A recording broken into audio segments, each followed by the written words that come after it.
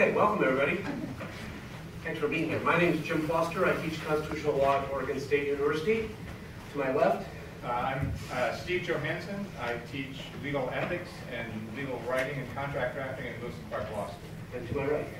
I'm Chris Gorsick. I teach at Mountain Community College in Criminal Justice and Geography, and also Clarkson Geography at Portland State.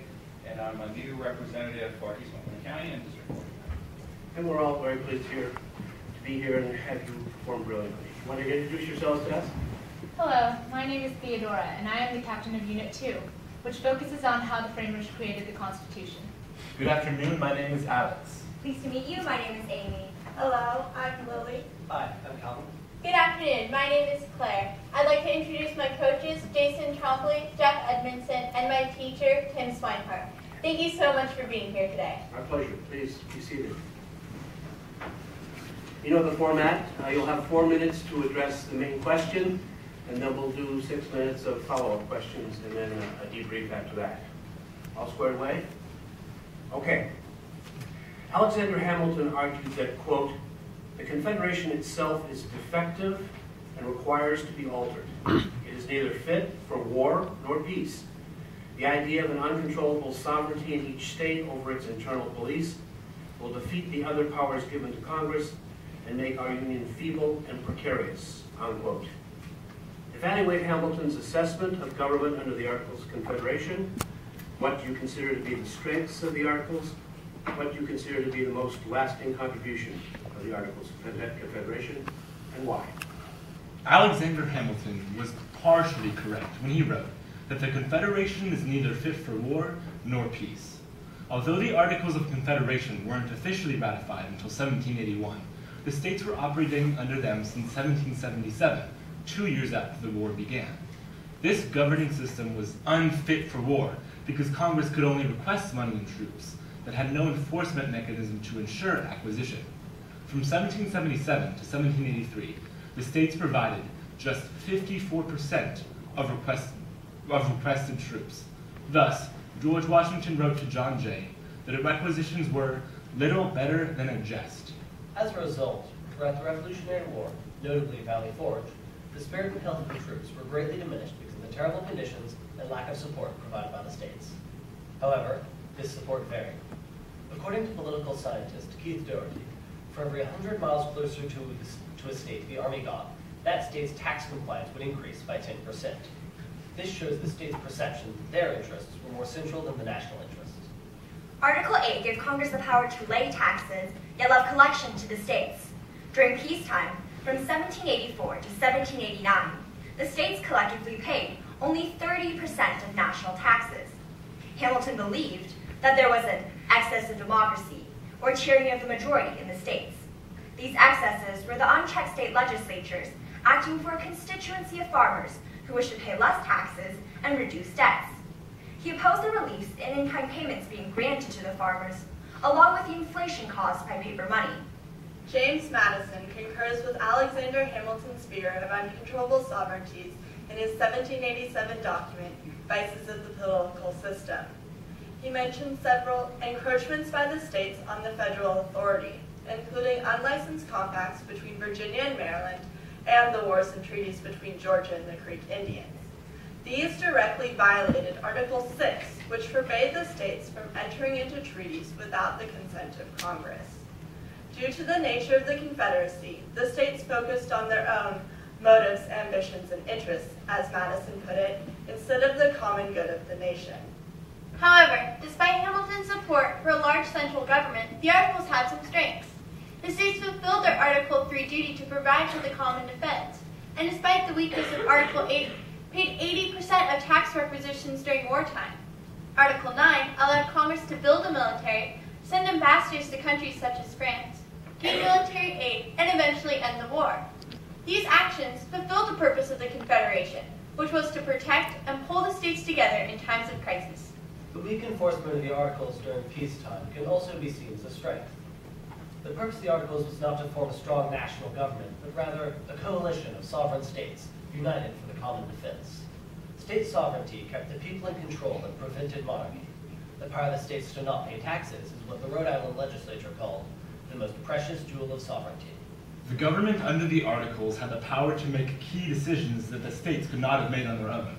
Article 9 gave Congress the power to pass the Land Ordinance of 1785 and the Northwest Ordinance of 1787, which provided for public education, the creation of new states, and prohibited slavery in the territory. The most important lasting contribution of the Articles of Confederation is that it helped the framers find an equilibrium between the excesses of monarchy and the excesses of democracy. George Washington realized this in 1786, saying, "We are apt to run from one extreme into another." Like the swing of a pendulum, the Articles represent a move from the extremes of tyranny to weak, centralized government. Having experienced both extremes, the framers created a more balanced system which has lasted for over 200 years. Thank you. Do you want to start? Sure. All right, good. Oliver Wendell Holmes, Justice Oliver Wendell Holmes Jr., once remarked on the powers of the Supreme Court that the most essential of those powers was the ability to nullify state actions. Do you have any thoughts about that? During the Constitutional Convention, Madison, in his Virginia plan, Madison argued strongly for a veto by the national legislature against the states and their actions because he was afraid that they would keep doing these encroachments, as many of the problems Madison saw were not with the national government, but rather with the state governments. Chief Justice Marshall established in Marbury v. Madison that the power of judicial review, which stems from the Supremacy Clause in Article 6. This has helped to keep the states in check.